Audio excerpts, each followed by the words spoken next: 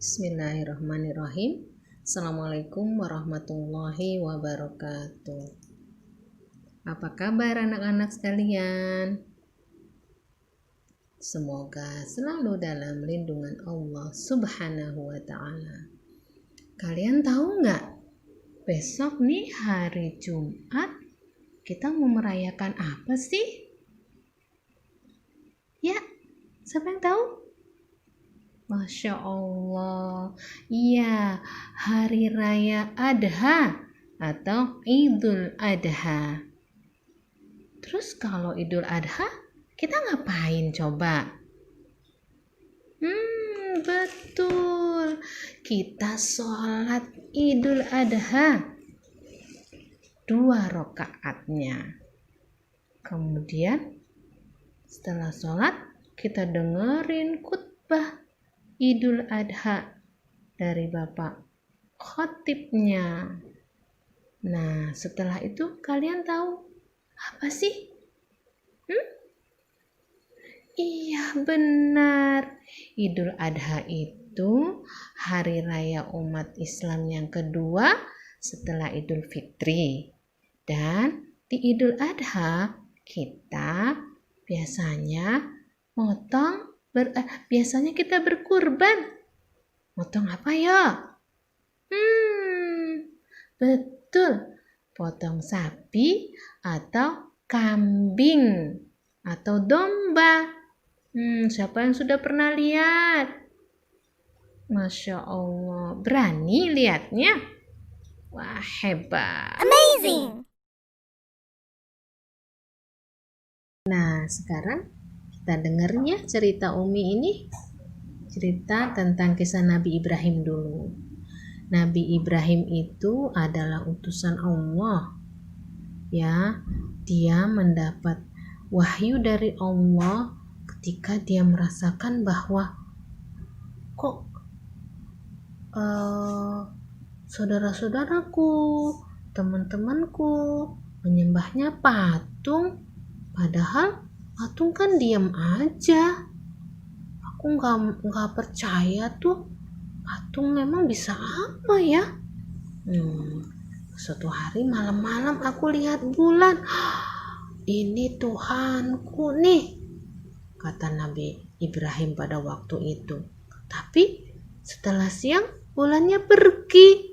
Ya, ini masa Tuhanku bisa hilang? Gak mungkin, ini bukan Tuhan. Kemudian dia lihat matahari. Wah, ini lebih besar lagi nih. Pasti Tuhan kita nih, gitu. Tapi ketika malam hari datang, matahari tidak ada. Kata Nabi Ibrahim, wah ini bukan Tuhan juga. Masa Tuhan bisa menghilang? Pasti ada yang lebih berkuasa lagi yang menciptakan bintang, menciptakan bulan dan matahari. Nah, disitulah kecerdasan Nabi Ibrahim berpikir, gak mungkin yang menghilang itu Tuhan. Pasti ada lagi yang menciptakan, yaitu Allah Subhanahu wa ta'ala. Jadi Nabi Ibrahim berpikir bahwa Allah Subhanahu wa ta'ala itu adalah yang patut disembah, karena Allah lah yang menciptakan matahari, bulan, langit, bumi dan segala isinya. Ya, makanya beliau itu, Nabi Ibrahim itu tidak suka dengan teman-temannya yang menyembah berhala. Makanya Nabi Ibrahim mengajak teman-temannya untuk hanya menyembah Allah yang menciptakan alam semesta ini, menciptakan langit dan bumi. Nabi Ibrahim bilang, kalau patung kan gak bisa apa-apa, kita yang bikin, masa terus kita sembah-sembah? Namun pada saat itu teman-teman Nabi Ibrahim tidak mau. Mereka menganggap Ibrahim itu aneh. Aneh, masa Tuhan kita dihina? dibilang gak bisa apa-apa. Padahal memang iya ya, patung kan gak bisa apa-apa. Kemudian pada suatu hari Nabi Ibrahim berkata nih kepada teman-temannya nih dalam surat Al-Anbiya ayat 56 dalam surat Al-Quran. Ibrahim berkata, sesungguhnya Tuhanmu adalah Tuhan langit dan bumi yang telah menciptakannya. Dan aku termasuk orang-orang yang dapat memberikan bukti atas yang demikian itu. Membuktikan bukti bahwa Allah itulah yang patut disembah, bukan patung. Tapi apa ternyata teman-teman? Umatnya Nabi Ibrahim tidak mau. Teman-temannya Nabi Ibrahim tidak mau menyembah Allahnya Nabi Ibrahim. Sampai akhirnya Nabi Ibrahim punya ide. Wah, kalau begitu biar mereka sadar bahwa patung-patung itu tidak bisa apa-apa, aku akan hancurkan patung-patung yang mereka sembah. Akhirnya Nabi Ibrahim ke tempat patung-patung atau berhala-berhala yang mereka dirikan. Ada patung yang besar, ada patung yang kecil, ada juga patung yang sedang. Nabi Ibrahim berpikir, aku hancurkan saja nih, biar mereka tahu bahwa patung itu bukan Tuhan, bisa dihancurkan. Kalau Tuhan atau Allah kan tidak bisa. Akhirnya Nabi Ibrahim menghancurkan semua patung-patung di tempat peribadahan itu.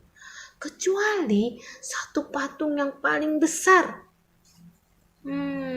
Tahu nggak adik-adik semua? Tahu nggak anak-anak kumis semua? Patung itu dihancurkan dengan kapak yang besar oleh Nabi Ibrahim. Nah, jadi setelah menghancurkan semua patung kecuali patung yang paling besar, Nabi Ibrahim taruh kapaknya di patung yang paling besar. Keesokan harinya orang-orang ribut, heboh. Loh, siapa ini yang menghancurkan tempat ibadahku? Siapa ini yang menghancurkan patung-patungku?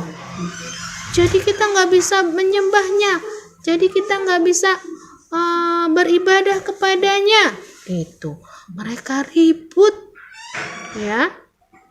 Akhirnya ternyata ada salah satu seorang pemuda yang melihat bahwa Nabi Ibrahim yang menghancurkan patung-patung itu. Kemudian dia bilang ke raja, wahai raja, aku tahu siapa yang menghancurkan patung-patung itu. Kemudian akhirnya raja berkata, siapa? Itu anak pemuda yang bernama Ibrahim. Dialah yang menghancurkan patung-patung itu. Oke, baiklah kalau begitu. Panggil Nabi Ibrahim. Waktu itu belum Nabi. Panggil Ibrahim. Saya akan hukum dia, kata raja pada saat itu. Akhirnya Nabi Ibrahim dipanggil ke tempat beribadahnya itu, tempat yang patung-patungnya hancur itu. Tapi hanya satu nih yang patung yang belum hancur. Ketika Nabi Ibrahim dipanggil, ditanyakan, wahai Ibrahim, engkaukah yang menghancurkan patung-patung ini? Kemudian Nabi Ibrahim berkata, mana buktinya kalau aku yang menghancurkan? Itu ada satu patung yang besar yang masih diam di sana dan ada palunya ada di sana. Berarti dia dong yang menghancurkan patung-patung yang lainnya. Tanyakan saja kepada patung yang paling besar itu. Nah, ketika mendengar Nabi Ibrahim bilang seperti itu, yang lain terdiam. Mustahil sebuah patung bisa berbicara. Mereka berpikir seperti itu. Ya, mereka sadar. Ya, kemudian Nabi Ibrahim berkata, sesungguhnya kalian semua adalah orang-orang yang menganiaya diri kalian sendiri. Ya, kalian hanya menyembah patung yang tidak bisa apa-apa, tidak bisa bicara. Gitu. Mereka menyadari, tapi mereka tidak mau menerima argumentasi atau bicaranya Nabi Ibrahim. Ya, akhirnya Nabi Ibrahim dihukum sama raja pada saat itu, Raja Babilonia. Oke, sekarang tangkap dia. Besok kita bakar dia. Gitu. Ya. Jadi sudah disiapkan api. Sudah disiapkan perapian, bukan api ya, perapian dulu. Batang-batang pohon yang besar-besar ditumpuk-tumpuk sehingga menjadi onggokan pohon atau daun-daun atau dahan-dahan kering. Ya, kemudian Nabi Ibrahim dilemparkan ke tengah-tengah pohon dan daun-daun kering yang kemudian sudah dibakar demikian besarnya. Ya, Nabi Ibrahim sebelum dilemparkan ke api, Nabi Ibrahim berdoa, Hasbunallah wa ni'mal wakil. Hasbunallah wa ni'mal wakil. Hasbunallah wa ni'mal wakil. Cukuplah Allah sebagai penolong bagi kami, dan dialah sebaik-baiknya pelindung. Nabi Ibrahim yakin pasti Allah akan melindunginya. Ya, gitulah. Nabi Ibrahim tidak merasa takut karena dia yakin bahwa pertolongan Allah itu pasti akan datang. Dan ternyata bagaimana teman-teman? Setelah apinya membakar, apinya yang makin besar dan lama-lama mengecil karena kayu-kayu bakarnya sudah terbakar semua. Apa yang terjadi teman-teman? Subhanallah walhamdulillah wala ilaha illallah wallahu akbar. Nabi Ibrahim sama sekali tidak terbakar, tidak terbakar oleh api yang sedemikian besarnya. Subhanallah, itulah pertolongan Allah yang telah Allah janjikan kepada Nabi Ibrahim. Karena pada saat itu teman-temannya tidak mau menyembah Allah, tidak mau bersyukur, padahal sudah melihat mukjizat yang Allah berikan kepada Nabi Ibrahim, mereka tetap tidak mau menyembah Allahnya Nabi Ibrahim.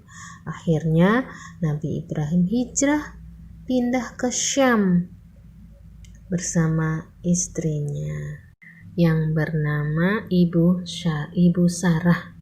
Nabi Ibrahim sudah lama menikah tapi belum dikaruniai anak. Tapi Nabi Ibrahim alaihissalam tidak pernah berputus asa, selalu berdoa kepada Allah. Ya. Karena Nabi Ibrahim terus minta pertolongan hanya kepada Allah, akhirnya doa Nabi Ibrahim dikabulkan. Jadi ketika Nabi Ibrahim usianya sudah tua, sudah 86 tahun, Nabi Ibrahim diberi bayi laki-laki, dikaruniai bayi oleh Allah seorang laki-laki yang bernama Ismail, diberi nama Ismail atau Nabi Ismail alaihissalam. Nabi Ismail ini lahir dari ibu yang bernama Ibu Hajar. Nah, setelah bayinya lahir yang bernama Ismail, Nabi Ibrahim mendapat wahyu supaya Ibu Hajar dan bayinya yang bernama Ismail itu dibawa ke kota Mekah. Pada saat itu belum jadi kota Mekah itu, jadi hanya padang pasir yang luas, kering, tidak ada air. Tapi karena itu wahyu dari Allah, Nabi Ibrahim tetap membawa bayi Ismail dan ibunya Hajar untuk diajak ke tempat yang namanya Mekah. Dan Allah menyuruh Nabi Ibrahim untuk meninggalkan keduanya. Coba bayangin kalau kalian sama ibu kalian ditinggal di padang pasir yang sangat luas, gak ada pohon, gak ada air, gak ada sumur. Nah, tapi karena ini adalah perintah Allah, Nabi Ibrahim tetap melakukannya. Nabi Ibrahim meninggalkan Ibu Hajar dan bayi Ismail. Sampai Ibu Hajar heran, kok kita ditinggalin di sini, di tempat padang pasir yang panas, yang luas, nggak ada pohon, gitu. Terus Ibu Hajar bertanya, apakah ini perintah Allah? Nabi Ibrahim pun menjawab, iya, ini adalah perintah Allah.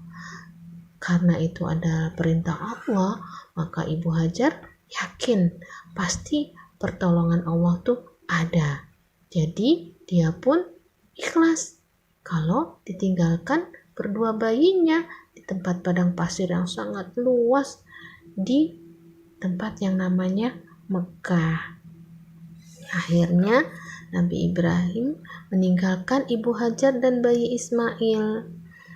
Ya, Nabi Ibrahim juga sebenarnya sedih meninggalkan anak dan istrinya di padang pasir yang tidak ada pohon-pohonan, yang tidak ada air. Tapi karena itu adalah perintah Allah, dia taat. Dia taat atas perintah Allah. Dia ikhlas, ya Allah, semoga Engkau memberi pertolongan kepada anak dan istriku ini. Setelah ditinggalkan oleh Nabi Ibrahim, Ibu Hajar dan bayi Ismail duduk sambil kehausan ya. Pada saat itu Ibu Hajar bayi Ismail ini nangis pingin minum ya. Ketika itu pada saat itu persediaan minumnya sudah habis. Akhirnya Ibu Hajar melihat ke atas bukit. Di atas bukit mungkin di sana ada air. Aku mau lihat ke sana. Dia naik ke Bukit Safa namanya. Ketika sampai naik ke Bukit Safa, ternyata tidak ada air sama sekali. Kemudian dia lihat lagi di sebelahnya ada Bukit Marwah. Kemudian dia lari lagi ke atas Bukit Marwah. Siapa tahu di sana ada air. Dia terus bolak-balik ke Safa, ke Marwah, ke Safa, ke Marwah sampai 7 kali. Tapi tidak ada air yang dia lihat. Bayinya terus menangis, bayi Ismail nangis ya. Sambil bayi itu menghentakkan kakinya. Subhanallah, ternyata Allah menciptakan atau memberikan mata air di kaki bayi Ismail yang sedang meronta-ronta kehausan itu. Ibu Hajar demikian bergembiranya. Dia kumpulkan air itu dengan berkata, Zumi, Zumi, Zumi, berkumpullah wahai air gitu. Makanya sekarang itu disebutnya namanya air Zam-Zam. Alhamdulillah sampai sekarang ini air Zam-Zam itu, sumur Zam-Zam itu terus ada airnya, sampai kalau setiap orang yang pergi haji bawanya air zam-zam, oleh-olehnya air zam-zam. Itulah keberkahan yang Allah berikan kepada Ibu Hajar dan bayi Ismail yang bersabar mendapat ujian dari Allah. Ibu Hajar dan bayi Ismail yakin bahwa setiap kesulitan itu pasti ada kemudahan. Jadi kesulitan yang dihadapi Ibu Hajar diganti oleh Allah dengan kebaikan yang begitu besar. Air zam-zam memancar dengan derasnya, sehingga air zam-zam itu diberikan Allah kepada kaum muslimin. Keberkahan air zam-zam itu sampai sekarang itu masih ada, ya. Jadi Nabi Muhammad mengingatkan nih kepada kita nih, kalau kita dapat air zam-zam, Nabi Muhammad berkata, kalau kita minum air zam-zam itu tergantung niatnya. Kita niatkan ketika kita lanjutkan lagi ya teman-teman ya. Maaf tadi ada sedikit terganggu. Jadi Nabi Muhammad berkata bahwa air zam-zam itu tergantung untuk apa diminumnya. Artinya, kalau kita meminumnya dengan niat ingin mendapatkan ilmu yang bermanfaat, maka dengan izin Allah Subhanahu wa Ta'ala, Allah akan memberikan kepada kita ilmu yang bermanfaat. Begitulah keberkahan yang ada pada air zam-zam. Nah, adik-adik kalau misalnya dapat air zam-zam, minum, terus sambil baca basmalah, terus berdoa ya, supaya mendapatkan ilmu yang bermanfaat. Singkat ceritanya, jadi setelah Nabi Ismail alaihissalam sudah besar, Nabi Ibrahim datang untuk menjenguk Nabi Ismail dan Ibu Hajar. Betapa senangnya Nabi Ibrahim bertemu dengan anaknya yang waktu ditinggalkan hanya cuma berdua saja. Ternyata sekarang jadi pemuda yang gagah perkasa, juga santun. Ya. Kemudian Nabi Ibrahim mengajak putranya ini, Nabi Ismail, untuk membangun Ka'bah. Jadi Nabi Ibrahim diperintahkan Allah Subhanahu wa Ta'ala untuk mendirikan Ka'bah. Kalian tahu nggak apa itu Ka'bah? Ya, bangunan yang berbentuk kotak, warnanya hitam. Nah, Ka'bah itu didirikan oleh Nabi Ibrahim dan Nabi Ismail. Nah, mereka berdua meninggikan tembok Ka'bah dan berdoa, "Ya Rob kami, terimalah amal kami. Sesungguhnya Engkau Maha mendengar lagi Maha mengetahui." Keduanya berdoa juga agar diberikan keturunan yang taat kepada Allah Subhanahu wa Ta'ala dan hanya menyembah Allah Subhanahu wa Ta'ala. Dan mereka selalu berdoa agar Allah mengutus seorang rasul di tengah-tengah mereka. Setelah mendirikan Ka'bah, ternyata Allah menguji lagi Nabi Ibrahim dengan Nabi Ismail ini. Apa ujiannya? Allah memberikan ujian kepada Nabi Ibrahim alaihissalam, ujian yang tidak lazim dijalankan oleh seorang manusia, yaitu Allah memerintahkan Nabi Ibrahim supaya menyembelih anaknya, Nabi Ismail alaihissalam, anak satu-satunya yang sangat disayang oleh Nabi Ibrahim, itu harus disembelih. Betapa sedihnya hati Nabi Ibrahim alaihissalam. Namun karena itu adalah perintah Allah, Nabi Ibrahim alaihissalam tetap menjalankannya. Kemudian Nabi Ibrahim bertanya kepada anaknya Nabi Ismail, "Wahai anakku, sesungguhnya aku melihat dalam mimpi bahwa aku menyembelihmu, maka pikirkanlah apa pendapatmu. Ucapan Nabi Ibrahim ini terdapat di dalam Al-Quran surat As-Saffat ayat 102. Teman-teman yang dirahmati Allah, sungguh ujian ini sangat berat. Bagaimana kita lihat sikap Nabi Ismail alaihissalam setelah mendengar wahyu Allah Subhanahu wa ta'ala? Nabi Ismail tidak ragu-ragu lagi. Ia mengatakan kepada ayahnya, "Wahai ayahku, kerjakanlah apa yang diperintahkan kepadamu. Insya Allah engkau akan mendapatkan diriku termasuk orang-orang yang sabar." Begitulah jawaban Nabi Ismail. Dia tidak takut.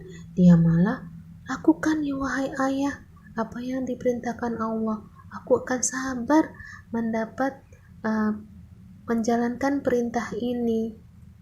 Setelah mendengar jawaban anaknya, Nabi Ibrahim pun kemudian membaringkan Nabi Ismail untuk siap-siap disembelih.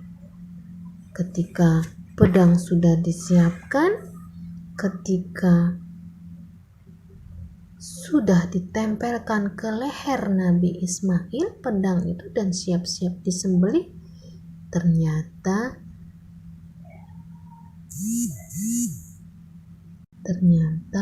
pertolongan Allah datang. Tiba-tiba Allah menurunkan pertolongan. Allah mengganti Nabi Ismail itu dengan satu ekor kambing kibasi putih yang besar dan bertanduk. Allah mengatakan, "Gantilah karena keikhlasan kalian berdua dengan menjalankan perintahku, maka sembelihanmu sekarang adalah kambing." Nah, begitulah anak-anak Umi yang soleh dan soleha. Jadi peristiwa penyembelihan kambing itu berawal dari kisah yang tadi Umi ceritakan.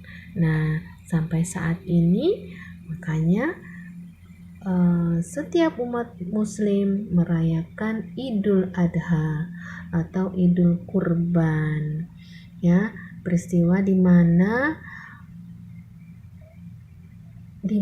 kita lihat bagaimana taatnya Nabi Ibrahim dan Nabi Ismail dengan perintah-perintah Allah.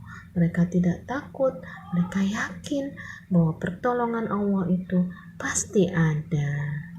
Nah, itulah kisah dari dibalik peristiwa Idul Adha yang besok akan kita rayakan. Terima kasih. Assalamualaikum warahmatullahi wabarakatuh.